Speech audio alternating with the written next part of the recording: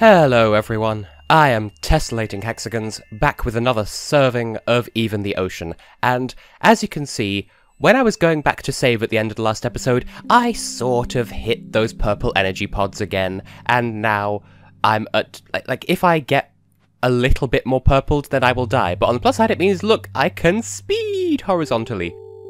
Speed! I don't know why that warranted that tone of voice, but luckily the sap pad appears to have reset, so that'll fill us up on the light energy at least a little bit. And I think I've set my controls to such a degree that I like, but we shall see once we get into the more hardcore, meaty game times. I don't know, I know what I mean, but also I have a bit of a cold thanks to some inconsiderate fuck at university who decided to sit next to me and start coughing his guts up for 2 days last week. Anyway, into the clam we go, and suddenly everything looks a bit weird. Starfish. Let's go. Clearly this is the power plant. No, this is exactly what it looks like. This is what I was saying before in the last episode about this area having a really weird shortcut gimmick. Welcome to the Starfish. We've got fun and games. The Starfish of Restview. So, yeah.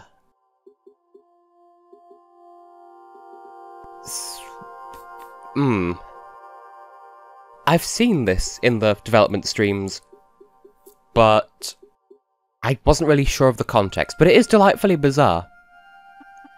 So somehow this starfish knows all of our troubles. And that's not what itch means. I do hate it when people mix up itch and scratch. Oh dear. But yeah, I guess that sounds fair. If I can hold down the button for long enough. Ooh, arm inflammation. Now, I'm reminded immediately, just this mention of Clariseed, of, in Anodyne, the game that came before this. It isn't necessarily a prequel. This isn't the sequel to it or anything like that, but made by the same people, but earlier in time, that I did a Let's Play of before I came to this game. Not immediately before, but you should know that already. You deserve a clear breeze. Okay, now that's getting a bit silly. Now, do I die if I go in water? Oh no, we have swimming capabilities. Lovely. Okay, so in Anodyne, you can get various cards that, like collectible cards that are important to collect throughout the game, and they represent various enemies, and they have like a line of dialogue in them that's usually fairly sassy. And one of them is like a plant that shoots out aggressive projectiles of pollen. And the quote is something like, "Don't try that Claritin clear shit with me." And it says shit. And I just want to balance myself back up, thank you kindly, you pod. I don't know what I just did. Maybe it's just jumping at the top. You know what? I keep forgetting that I can wall jump. Never mind my incoherent ramblings. But yeah, just the fact that we've got Clariseed going on here just reminds me of that because it's probably based on the same product. Yay, Clariseed. In before we needed to get more than just one, and this is just... Wow! Okay, I did not mean to shoot for 3 there, but that was actually rather impressive. So, Starfish McPerson, how about I clear up your blockages? And is this where it needs to go? That does look an awful lot like a mouth. Or stomach, and I'm guessing that's its heart. Lovely. Seems rather trusting of you to just have that out in the open there. Where should I put it then? Because, okay, there's that filthy, disgusting particle buildup.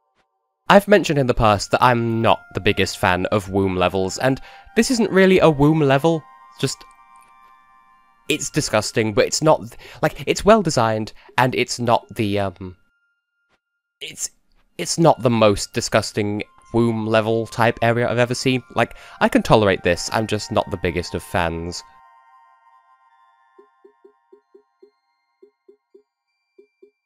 Please don't. Don't this, please, starfish person. Clariseed clear and under control. Now, while I'm here, I suppose I should have gone back to the other side as well. I don't even know which way we're going, because I'd expect that the power plant is off to the right, but that passage to the left was blocked a bit more, so that says to me that we should go right first and then left. But if we're going left last, that should be where our final objective is, so... I'm guessing I'm just second-guessing myself here, so... I suppose I should... Like, I'm committing to going to the right, but I kind of want to ask the starfish, oh hey, I cleared out your stuff, so what should I do now? Well, it's too late now because we're talking to people.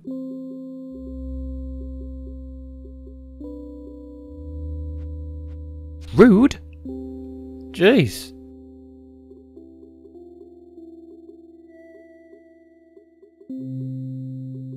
Yes, actually, because... Orca-themed beach towel, very specific, but yes, because you're so rude to me, yes, that's exactly what I want to have happen to you. I'm not sure what I'm doing going off and exploring like this, but hey, this is Blind, and this is a game that I enjoy, and I've been waiting years to play, so pardon me exploring these absolutely gorgeous landscapes. Honestly, so rude. I shall jump right over you. I don't even know where I'm going. I have a rough idea of where I need to be, just don't know where that is relative to here. Oh, come on. Now you're taking it a bit far, Restview people.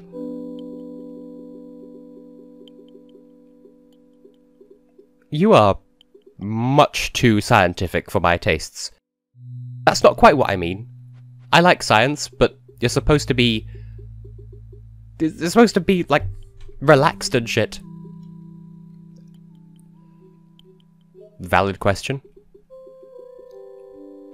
Who says it's your island? I don't know, I have a strange variety of beef with people who describe things as their things when it's not officially theirs, in that sense. What? And I'm gonna go with this, because, like, I'm trying to process in my head what those things are. And so, the top option is like some sort of seat, and the bottom one is, oh, this is an invisible wall, I thought it was a diving board. The second option was like a treadmill attached to a desk, I think. I've forgotten what I was saying, but that's to be expected because I'm too busy exploring the glory that is this game. Plus, it's not entirely my fault that I can't brain good, because like I said, I have some sort of cold. Blech. So I really do deserve a rest view. Although it does mean that every now and then, like just then, I will have to cut out my obnoxious ass coughing, and wait a minute, this tentacle makes no sense relative to what I've already seen, but this is the way to the power plant, so I was right. The left is the right, left directions. I estimated correctly by saying this place was a bit more blocked, so this is definitely the right way to go. So does that mean that we're gonna be doing a power plant level this soon? Well, okay then. That's fine by me, because it adds some variety to the video. Can I hold on to this? I cannot, it's just there for aesthetic purposes. Now, in the last episode, we did a tutorial level that prepared us for exactly this. So, there's water, which we weren't warned of, but, I mean, it's a beach area, so it's to sort of be expected, although having water in a power plant isn't really conducive to efficiency, unless it's a nuclear place, in which case that's fine, because water is surprisingly good at absorbing nuclear radiation. Like, if you had a wet cooling tank, that was a very strange way of describing it, but a cooling tank for nuclear rods, you could swim in it and not fear radiation poisoning, because the water, like, obviously it has to be a certain depth, and... Oh, I thought these were some sort of butter wall that you can't wall jump up. My thoughts were in like 12 places at once, and I make no apologies for this. Oh, these are going to be like icy walls that I can't wall jump on. Yeah. In fact, they make me fall faster by the look of it. So yeah, nuclear cooling pools. Obviously, don't cite me as your #1 source if you decide to go and swim in one, but from what I've been taught about physics, it should be safe to a point. So anyway, as I was trying to say before, we've been taught about what to expect from this power plant from the tutorial from the last episode that told us that this one's all about momentum and jumpy Jews, and... okay, that's entirely not what I meant to say, because now I have mental images of people who happen to be Jewish, but on like a bunch of pogo sticks, and that's... like, I'm just trying to be adorably alliterative. I didn't actually mean to say real-world words. So... no offense, and oh, we have little pods on legs. That's a very strange type of adorable, but I don't need any extra light energy. I will just carry on my merry way. So as we've been brought to expect, this is a very uppy-downy plant with uppy-downy plants. Ooh. Now, I think this would be a good juncture to mention that in the options menu thing that I sort of inadvertently showed at the start of this series, there is an option to make the game a little bit easier. Oh, big pods that will increase by more. It does what the small pods do, but more. That's fairly obvious. But yeah, there's an option in the options menu to make the game slightly easier by adding little kind of helper blocks, I think they're called, which they make the platforming a little bit easier by adding like little extra bits to platforms to make it a little bit easier to navigate. I don't have those switched on because I want to do the game... well, it's just as legit to do the game without them. But it's as legitimate to do them with as it is to do them without, but I'd like to do them without because I'd like to think that I don't need the extra help. And at the rate this game's going, it's adequately challenging where it feels as though if I were to fuck up, it would feel like it's entirely my fault, and I'd be prepared to own that. So I don't think I need the extra blocks to make it a little bit easier. But if you're considering this game, and it looks too difficult for you, then there is that. And I may show that off at some point as well.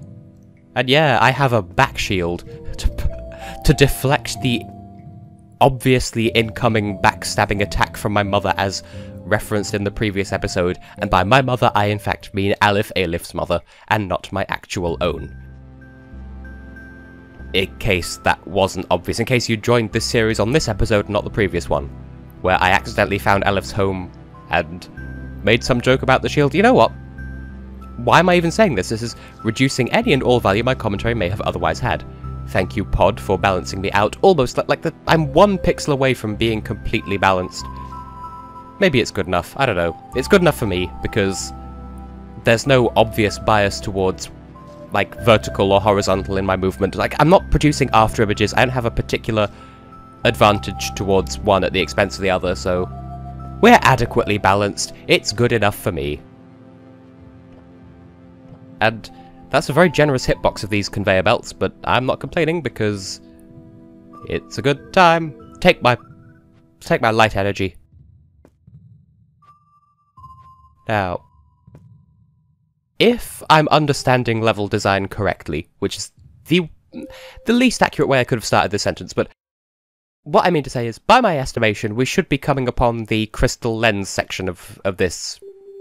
Well, I suppose it's this game's analog to dungeons, but this power plant will be coming upon the, thingy. The room where we need to get the lenses to the various control units. Yeah, I think we're 1 room away from that, judging by that map there, because that is indeed a map. It's the map, it's the map, it's the map, it's the map, it's the map. Because Aliph is clearly Dora the Explorer. I don't know why you'd dispute this.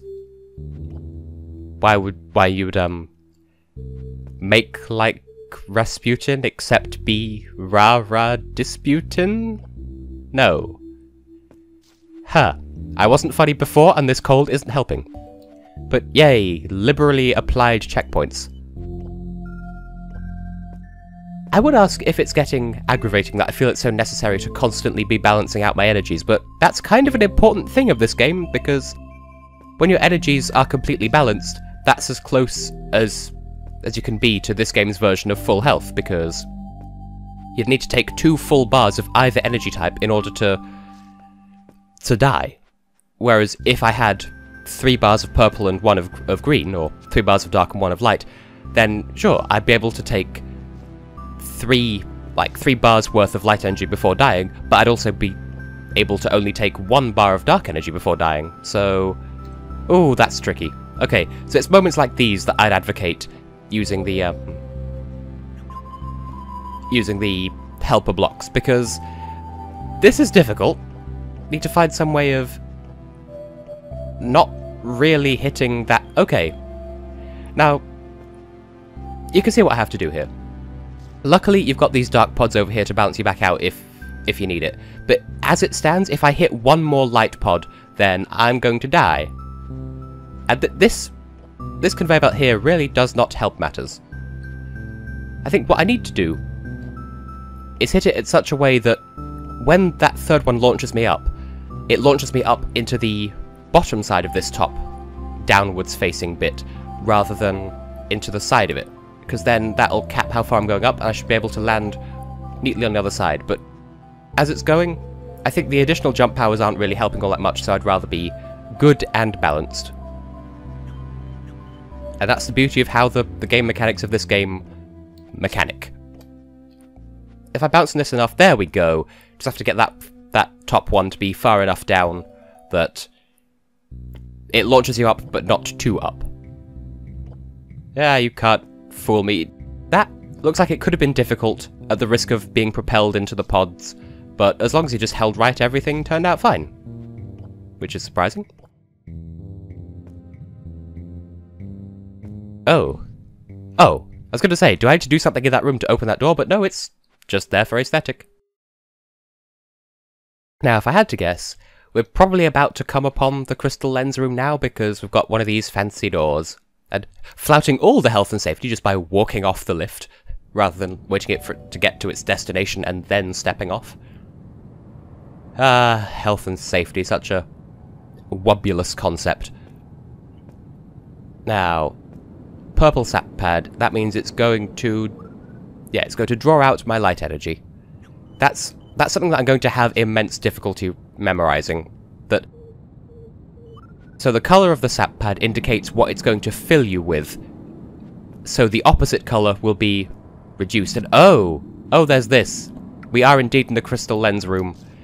And the crystal lenses don't mind being immersed in water? Well, that's good to know. For future reference. Categorically wizened. Or wizened, as I believe the subtitle said. That's an Oxenfree reference, that's an entirely different game. Very good game, though. Because this is a good game, and that's a good game, and they're both indie games that are probably on sale on Steam at the moment, because I'm recording this during the ongoing sort of... It's Black Friday, but they don't want to call it that, although I'm actually recording it. That's what happens when you break a crystal lens, by the way. It's like the Sunday after Black Friday, which I refuse to recognise, because in this country, Black Friday's not a thing. They've been trying to make it a thing for about 3 years. People fell for it the first year they did it, but then last year and this year, it just didn't work out. It just wasn't be happen. And I'm okay with this because if I'm understanding society correctly, the whole point of, like, Black Friday is defined as the first Friday after Thanksgiving, and this is the UK, we don't have Thanksgiving, therefore we don't have Black Friday. And in a sense, it's rather hilarious, because certainly last year, and to an extent this year as well, they were making all these preparations expecting Black Friday to be as bad as it is in America, and the first year it sort of was, but only sort of. And then this year and last year, they were making all these preparations like, oh, we're gonna expect really huge, like, riots and mobs and all that stuff. And so they make all these preparations at various shops throughout the UK, and then Black Friday morning, nobody turns up. It was kind of awesome. But I'm not the only one, evidently, who... Oh. I didn't need to bring that thing down here after all. Well, that was just misleading. Yep. Okay. Good enough. So, yeah, in case it wasn't obvious, the crystal lenses only shatter if they come in contact with the pods. It doesn't matter if Aliph or Aliph does. I swear, I will pick a pronunciation of her name and run with it eventually. But I just want to... There we go, I just wanted to balance myself out before heading back up here. Now, how do I launch myself up? I know that there is a timing to this. Because I can't wall jump out because those are icy walls. And oh, is it... Okay, I don't know what I did. I was going to assume that, oh, maybe I need to hold the shield in a certain direction, but I don't know, I was just pressing random buttons and it worked. Anyway, we have a save point here, and if I solve the mirror puzzle, then that's going to throw us into another cutscene. I'd rather save that for the next episode. So, for now, I will say that I have been, and will continue to be, a very rambly edition of Tessellating Hexagons. In the next episode, we'll report back that we've finished our mission here in Restview Beach, and presumably head out to Dream Jam Canyon, or at the very least do a preparation tutorial level, so we know what to expect. I don't know. This is blind. I don't know what to expect. See you in the next one.